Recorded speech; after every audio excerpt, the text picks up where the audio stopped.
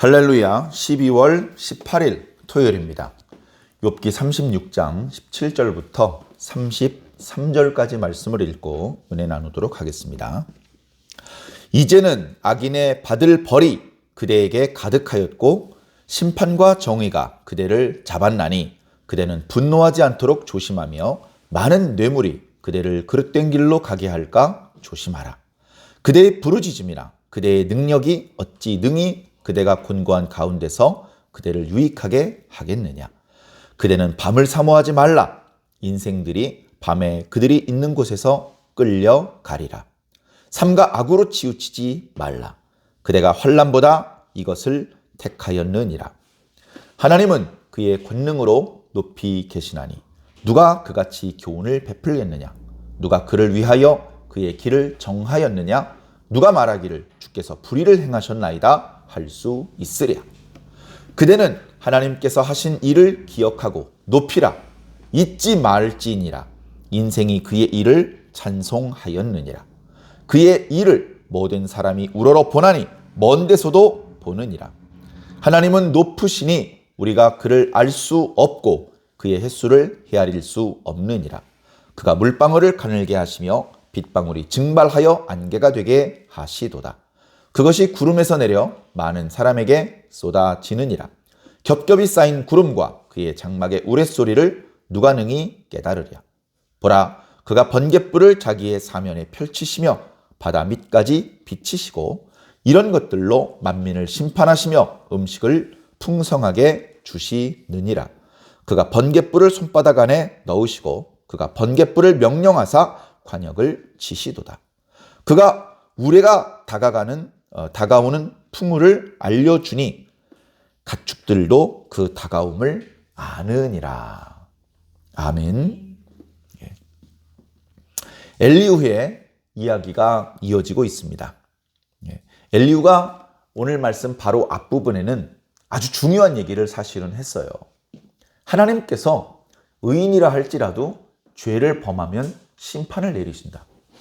그런데 하나님께서 심판을 내리시는 것은 자기 멋대로 내리시는 것이 아니고 또는 그 심판으로 그 의인을 완전히 파멸시키기 위해서 내리시는 것이 아니고 그 심판을 통해서 그 의인이 자신의 잘못을 깨닫고 뉘우치게 하기 위해서 심판을 베푸시는 것이다. 심판을 베푸는 동안에 고난이 임하고 있는 동안에 그 의인은 귀가 열려서 하나님의 뜻을 깨닫게 된다. 그렇게 하나님의 뜻을 깨달은 이후에 그 고난을 당하는 의인은 두 가지 선택을 하게 되는데 첫 번째는 순종하는 선택, 두 번째는 불순종하는 선택을 하게 될 수 있다. 만약에 하나님의 말씀에 순종하는 선택을 한다면 다시 말해 자신의 잘못을 인정하고 회개하고 하나님의 말씀을 따르고 그래서 그릇된 길로 나갔다가 하나님을 향하여 돌이키고 그렇게 한다면 하나님께서 그의 죄를 용서하시고 그를 환난에서 건져주시고 그를 다시 영화롭게 해주실 것이다. 그러나 불순종하게 되면 그의 생명은 결코 길지 못할 것이다. 그런 이야기를 했었죠. 그래 바로 앞구절에 있는 16절은 의인이었다가 죄를 범하여서 하나님께 고난을 받고 있는 사람, 바로 욥을 가리키는 건데요. 그 욥이 만약에 이 고난 가운데 자신의 잘못을 깨닫고 하나님의 말씀을, 하나님의 뜻을, 하나님의 방법을 이해하고 하나님께 순종하는, 하나님을 향하여 돌이키는 그런 결정을 내렸을 경우에 하나님께 받게 될 복에 대하여 말씀하고 있습니다. 그러나 17절에는 그렇게 하나님께 순종하지 않고 하나님을 향하여 돌이키지 않고 끝까지 거역하는 태도를 취했을 경우에 당하게 될 상황에 대해서 이야기하고 있는 것입니다. 우리 개역 개정판 성경에는 정확히 번역이 되어 있지 않지만 17절 앞부분에는 그러나라는 말이 들어 있습니다. 그러나 악인의 받을 벌이 그대에게 가득하다. 욥이여, 당신은 어찌하여 고난 가운데 자기 잘못을 깨닫지 못했습니까? 고난 가운데 하나님께서 귀를 열어주시고 당신의 뜻을 말씀해 주셨건만 어찌하여 당신은 하나님께 돌이키지 않았습니까? 하나님께 돌이키지 않고 하나님께 순종하지 않은 결과 지금 당신의 모습 속에는 악인이 받아야 마땅할 벌들로 가득 차 있습니다. 욥이요, 지금 당신의 상황에서 내가 몇 가지 조언을 하겠습니다. 당신은 절대 분노해서는 안 됩니다. 어리석은 죄인들이 하나님께 재앙을 당하면 분노합니다. 분노해요. 하나님께 도와달라고 또는 회개하지 않습니다. 왜 나한테 이렇게 벌을 내리느냐? 내가 뭘 그렇게 잘못했느냐? 이제 이런 생각을 가지고 그저 분통을 터뜨리기만 합니다. 근데 욥, 당신이 그런 실수를 저지르면 안 됩니다. 지금 고난 중에 있을 때 절대 해서는 안 되는 것이 바로 분노를 하는 것입니다. 그리고 뇌물을 써서 이 재앙에서 벗어나오는 것입니다. 사람이 죄를 지으면 재물을 바쳐서 그 재물에 자신의 죄를 다 전가시키고 그 재물을 죽게 함으로 해서 자신이 죄로부터 벗어나오죠. 그런 것과 마찬가지로 마치 하나님께 뭔가 뇌물을 바치고 재물을 바치고 예물을 바치고 그런 방법으로 뭔가 이 환난에서 벗어나올 수 있을 것을 생각한다면 잘못된 생각입니다. 그런 방법으로는 재앙에서 나올 수 없습니다. 지금 아무리 부르짖어도 당신은 이 재앙에서 나올 수 없습니다. 당신이 상당히 높은 수준의 지혜를 가지고 있지만 그 지혜로도 이 재앙에서 나올 수 없습니다. 이것도 저것도 안 되니까 밤을 사모하죠. 죽기를 바라죠. 그래도 안 됩니다. 세상에 많은 어리석은 죄인들이 밤을 사모하며 어두움 가운데 숨으려고 하지만 하나님께서는 그 어두움 중에서도 죄인들을 끌어내시는 분입니다. 삼가 악으로 치우치지 마십시오. 지금 욥이 고난을 받고 있는 욥이 절대 해서는 안 되는 것들입니다. 여러 가지를 예를 들어서 이야기하고 있는데 요약하자면 이런 것이죠. 어리석은 생각을 품지 마십시오. 잘못된 방법을 선택하지 마십시오. 고난을 당했을 때 욥은 지금까지 욥의 이야기를 엘리후가 들어보니까 욥은 끝까지 자기 생각만을 주장을 했습니다. 그리고 엘리후가 들어보니까 저런 식으로 말을 하면 하나님께서 분노하실 텐데 욥은 자꾸 하나님을 분노하게 만드는 그런 말을 많이 하고 있습니다. 그뿐만이 아니라 회개하지도 않습니다. 뉘우치지도 않습니다. 그것은 하나님께서 고난을 주신 의도와 어울리지 않는 방법입니다. 고난을 받는 우리들은 어떻게 해야 됩니까? 자기 주장을 펼칠 것이 아니라 자기 주장을 내려놔야 됩니다. 이 고난을 통해서 하나님의 뜻을 깨달아야 됩니다. 이 고난을 통해서 뭔가 얻어야 됩니다. 뭔가 배워야 됩니다. 뭔가 성장해야 됩니다. 뭔가 깨달아야 됩니다. 이 고난을 통해서 한 걸음 더 전진해 나가야 되는 것이죠. 그러기 위해서는 내 뜻과 내 방법을 버려야 됩니다. 그걸로는 이길 수 없습니다. 극복할 수 없습니다. 성장할 수도 배울 수도 없습니다. 그러니 그건 버리고 하나님의 뜻과 하나님의 방법을 붙잡아야 됩니다. 내 뜻으로 해봤는데 안 되니까 그거 버리고 하나님의 뜻을 붙잡아야 됩니다. 내 방법으로는 할 수 없으니까 그거 버리고 하나님의 방법을 붙잡아야 되는 것이죠. 그것이 고난받는 죄인이 선택할 수 있는 최선의 선택입니다. 22절에 하나님은 권능자십니다. 권능자. 그리고 교훈을 베풀어 주시는 분입니다. 하나님을 능가하는 분이 있을 수 없습니다. 하나님은 그 권능과 지혜로 이 천지 만물을 창조하셨을 뿐 아니라 창조하신 이 커다란 우주 만물을 드라이브, 운전하고 계십니다. 조금도 실수가 없이 완벽한 법칙으로 이 우주를 운행시키시는 분이십니다. 그런 하나님을 가리켜 감히 누가 불의를 행하셨다고 말할 수 있겠습니까? 그런데 욥은 하나님, 뭔가 이상합니다. 이런 방법은 하나님께서 일하시는 방법이 아닌 것 같은데 왜 이런 식으로 하시는지 잘 모르겠습니다. 라고 말하는 것은 정당하지 못하다. 고난을 받는 죄인이 절대 해서는 안 되는 말이다. 고난받는 의인이 해야 될 일은 무엇이냐? 24절에 그대는 하나님께서 하신 일을 기억하십시오. 그대는 하나님께서 하시는 일을 높이십시오. 그대는 하나님께서 하신 일을 찬양하십시오. 이것이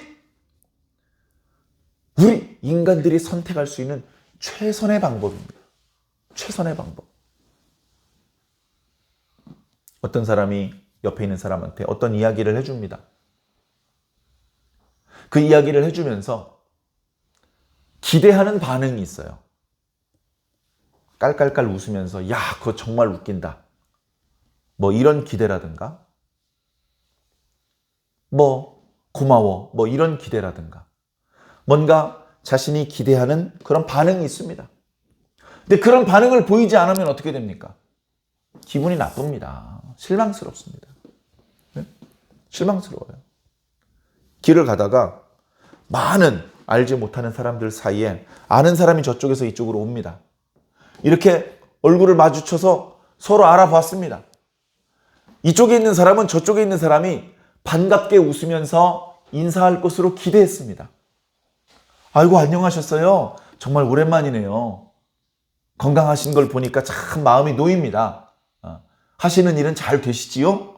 그렇게 짤막한 인사를 주고받고 기분 좋게 헤어질 것을 기대했는지 모릅니다. 그런데 상대방이 만약에 이쪽에서 기대한 것과 달리 갑자기 눈을 피하고 갑자기 엉뚱한 길로 피하는 것처럼 느껴진다면 자신이 기대하는 그런 반응이 아니었기 때문에 무척 실망하고 불쾌해질 수도 있을 것입니다. 마찬가지입니다. 하나님께서 하시는 일을, 그것을 우리 인간이 본다면 어떤 반응을 보여드려야 되겠습니까?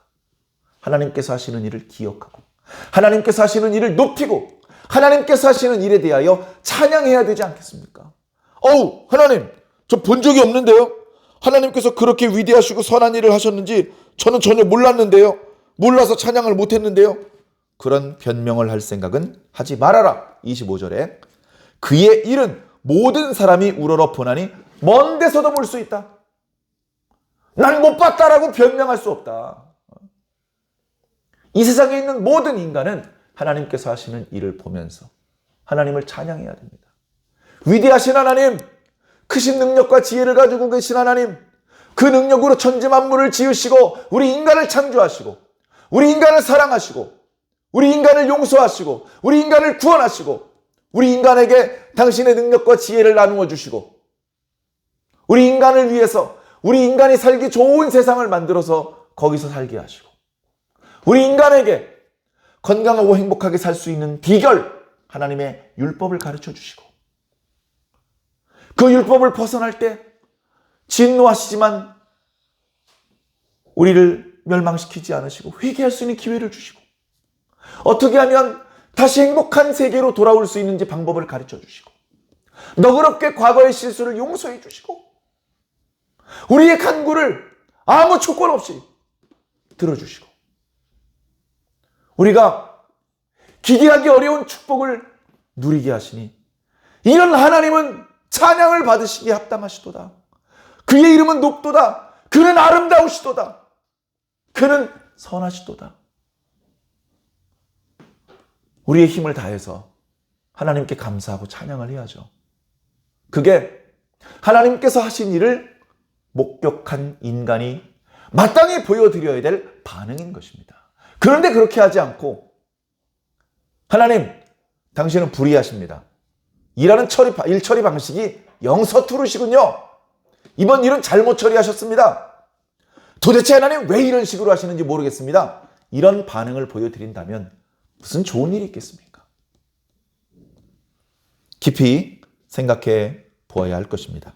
26절에 하나님은 높으시니 32장의 엘리후가 하나님은 우리보다 크다.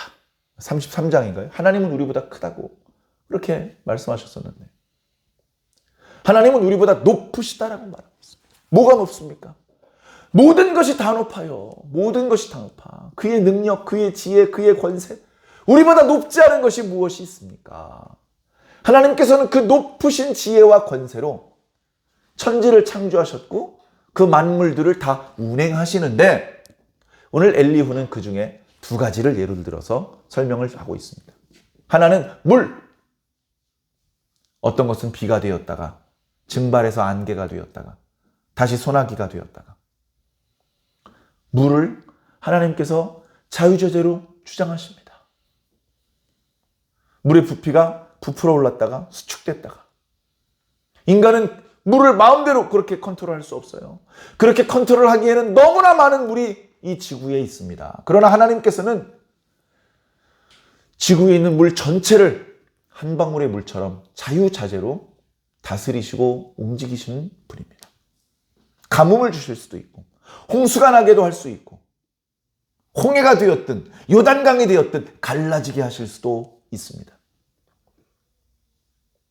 그리고 뒤에 이어지는 말씀 30절 이하의 말씀은 우레, 번개야말로 인간이 보았을 때 강력함이며 또 두려움입니다. 그런데 물과 달리 번개는 인간이 손바닥에 움켜쥘 수도 없는데 하나님은 그걸 손바닥에 움켜쥐고 계십니다. 하나님께서는 그렇게 강한, 그렇게 빠른 번개를 손바닥에 움켜쥐시고도 조금 더 다치지 않으실 수 있습니다. 그리고 그 번개를 원하는 곳에 던져서 마치 관역을 향하여 활을 쏘는 것처럼 번개를 원하시는 곳에 적중시키실 수도 있습니다. 그렇게 함으로 해서 대적들을 진멸하실 수도 있고 또는 당신의 백성들에게 복을 주실 수도 있습니다. 그렇게 크고 강하시고 높은 분, 그렇게 높은 지혜와 강한 능력을 우리 사람을 사랑하시고 사람을 불쌍히 여겨주시고 사람의 죄를 용서하시고 사람을 구원하시는 데 사용하시는 분입니다. 그런 하나님을 우리가 어찌 불의하다 말할 수 있으며 하나님이 계셔야 될 자리는 그 자리가 아니고요. 저 자리예요. 라고 말할 수 있겠습니까? 지금 엘리후는 욥에게 그렇게 간곡히 얘기를 하고 있습니다. 물론 욥이 엘리후가 우려했던 것처럼 그렇게 악한 의도에서 지금까지 이야기한 것은 아니었을 것입니다. 그러나 얼마든지 엘리후가 말한 것처럼 욥의 말은 악한 의도로 말한 것으로 오해될 수도 있는 그런 말을 하기도 했습니다. 그래 우리는 그동안 욥의 이야기를 들으면서 욥과 공감하고 욥이 했던 말 중에서 우리가 교훈을 받을 내용들을 살펴보았었는데 그런데 조금은 입장은 다르지만 엘리후라는 사람이 하는 말을 통해서 우리는 또 다른 측면에서 하나님을 생각해 볼 수 있고 또 다른 측면에서 욥을 바라볼 수 있으며 마찬가지 방법으로 우리 자신을 바라볼 수 있어야 됩니다. 무조건 욥은 결과적으로 하나님께 용서받았고 하나님께 복받았어. 그러니까 욥은 착한 사람이고 욥은 좋은 사람이고 무조건 욥 편에 서서 욥만 두둔하는 것만이 능사가 아닙니다. 욥이 하나님보다 의로울 수 있겠습니까? 안 되죠. 안 되죠. 욥이 잘하고 있는 부분, 그 조금 모자란 부분 이런 것들을 구별해서 볼 수 있어야 될 것이며 엘리후라는 사람의 목소리를 통해서 욥을 그리고 하나님 우리를 그 모든 것들을 조금은 다른 시각에서 살펴볼 수 있어야 될 줄로 믿습니다. 하나님은 우리를 사랑하시는 분입니다. 하나님께서는 어떻게 해서든지 우리에게 길을 열어주시는 분입니다. 하나님께서 가지고 계신 능력은 우리를 때리는 데 쓰시는 것이 아니고 용서하는 데 쓰십니다. 죄인을 때릴 때 들어가는 힘보다 그 죄인을 용서하는 데 들어가는 힘이 더 많이 필요합니다. 때리는 게 쉽지 용서하는 건 너무나 어렵습니다. 그런데 하나님께서는 당신의 능력을 우리를 용서하는 데 쓰시겠답니다. 얼마나 감사합니까? 그 하나님을 진노하게 만들지 말고, 그 하나님께 실망을 끼쳐드리지 말고, 그 하나님께서 우리에게 바라시는 반응이 있어요. 그 하나님께서 우리에게 바라시는 반응이 있어요. 나이 많은 어른이, 나이 많은 선생님이 나이 어린 사람들 앞에 서면 바라는, 기대하는 반응이 있습니다. 존경스러운 눈빛으로 바라보면서 진심을 담아서 인사하는 것. 어쩌면 그런 걸 바랄 겁니다. 천만금을 달라고 그런 걸 바라는 게 아니고요. 진심으로 존경하고 진정으로 대해주는 것. 그런 걸 바랄 것입니다. 선물을 주었습니다. 뭘 바라겠습니까? 고마워요. 고마워요. 사랑하는 연인에게 손을 잡고 나는 당신을 사랑합니다라고 말했을 때 무엇을 기대할까요? 저도 당신을 사랑합니다라고 말하는 것을 기대하고 있겠죠. 하나님께서 우리에게 무엇을 바랄까요? 하나님께서 우리에게 돈을 바랄까요? 하나님 돈 필요 없어요. 음식을 바랄까요? 하나님 아무것도 안 잡수세요. 하나님께서 의복을 바랄까요? 집을 바랄까요? 아파트? 100평, 200평짜리? 하나님 그런 거 필요 없어요. 하나님께서 바라시는 게 뭘까요? 하나님께서 주시는 복을 우리가 누리면서 행복해하는 것, 기뻐하는 것, 즐거워하는 것, 이런 행복을 주신 하나님을 기억하고 그 하나님께 감사하는 것, 그 하나님을 찬양하는 것. 하나님께서 우리에게 요구하시는 것은 그렇게 무거운 게 아닙니다. 우리가 채워드리기 어려운 과중한 것이 아닙니다. 그저 우리의 진심을 다해서 기뻐하면 됩니다. 우리의 진심을 다해서 고마워하면 됩니다. 우리 마음에 우러나는 대로 감사하고 찬양하고 하나님께서 원하시는 대로 행복하고 건강하게 사는 것이 하나님께서 우리에게 요구하시는 겁니다. 사랑하는 성도 여러분, 하나님의 진심을 왜곡하지 맙시다. 오해하지 맙시다. 우리를 진짜로 사랑하시는 하나님을 우리도 진짜로 사랑해 드릴 수 있기를 주님 이름으로 간절히 축원합니다. 아멘.